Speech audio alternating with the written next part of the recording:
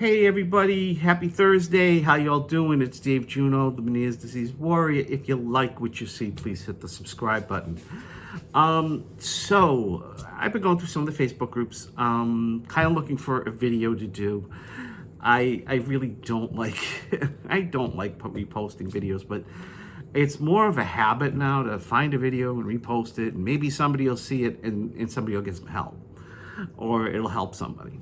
So, that's why I do it. And I do it a lot, but there's new people diagnosed every day, and they can learn something new from a video. If I can help them in any way, then I'm doing what I'm supposed to be doing on this earth. So, on that note, I've seen a lot of posts about people thinking about getting a labrinthectomy or have gotten one. Now, I had a labrinthectomy done on this year, 2019. May 31st, 2019, I had this done.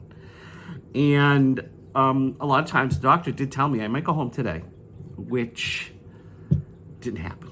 I ended up spending 5 days in the hospital. I have no idea why. Which it was fine because it was peaceful, it was quiet. I didn't have a problem. The guy that was in the bed next to me was pretty cool. So we talked all day. But I had to get up and walk around, and in the hospital, I had to use a walker. And for the first couple of days, you're not gonna feel good. You're still gonna get the vertigo, and that's gonna slowly go away. That is gonna go away, okay, after the labrinthectomy. It's gonna go away. It's gonna take some time, but it goes away.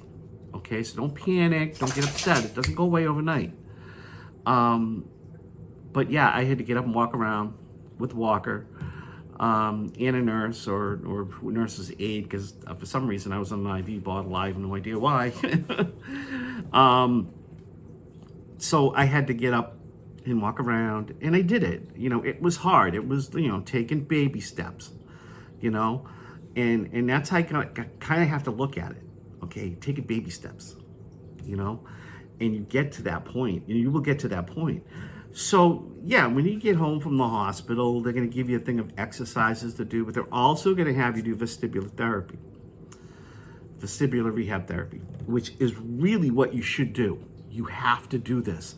If you don't do this vestibular rehab, you will be walking with a cane or a walker for the rest of your life. I guarantee you will, because you have to retrain your brain, and that's the thing. That's the thing about vestibular rehab. So I did it, and I finished in the middle of July, and probably the date, a week, no, was it a week? I'm trying to think. A few days before my son's wedding, he had asked me if I was going to show up with a walker or a cane, and I did say probably the cane, and I didn't want to tell him that I stopped walking with the cane. I wanted it to kind of be a little bit of a surprise. So when he saw me on his wedding day, he was like, "Where's Walker? Where's Kane?" I said, "Home." So yeah, and that was about 6 weeks after I had the surgery. So 6 weeks after I had the surgery, I was walking pretty good.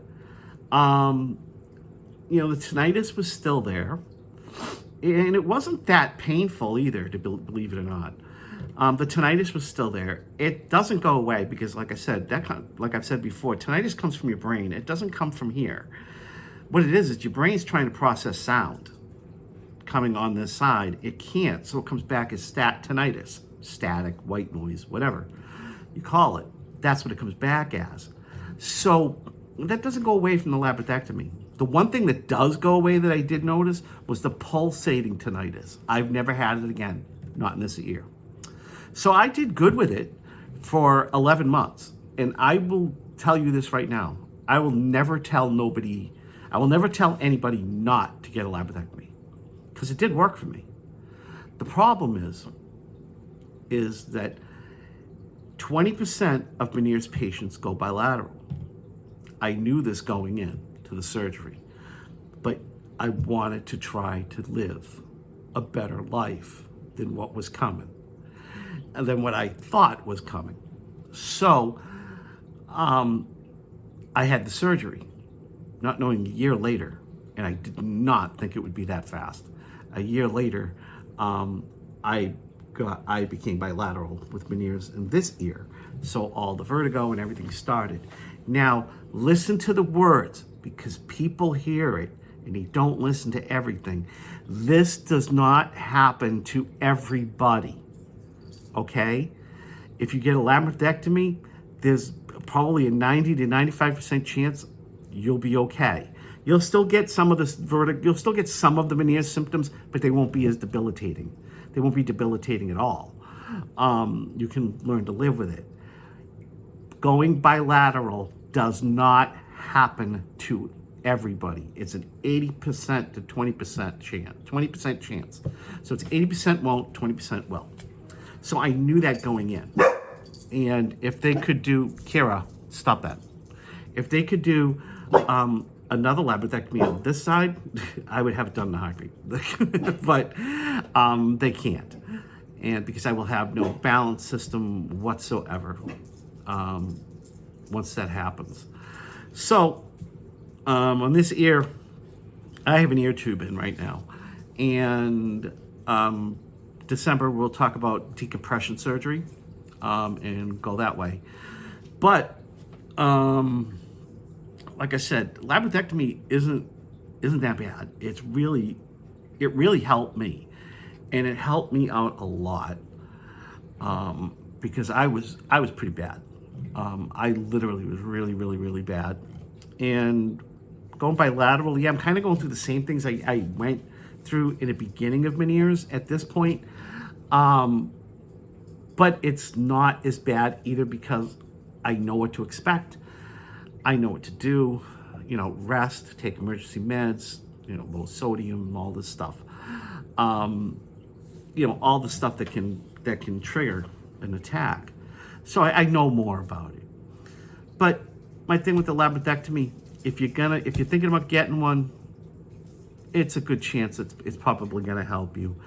And I'm sure there are people that will debate me on this. And that's fine. That's why we're here. But yeah, I wouldn't say don't do it. Matter of fact, I would be, yeah, go for it. Why not?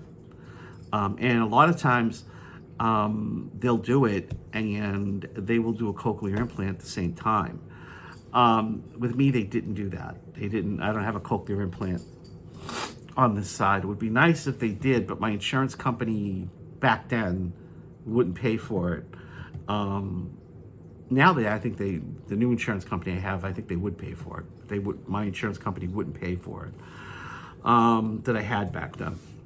So, yeah, you know, you just got to make sure you do that vestibular rehab, and you'll be okay. You'll be good. And the deafness really does take a lot to get used to.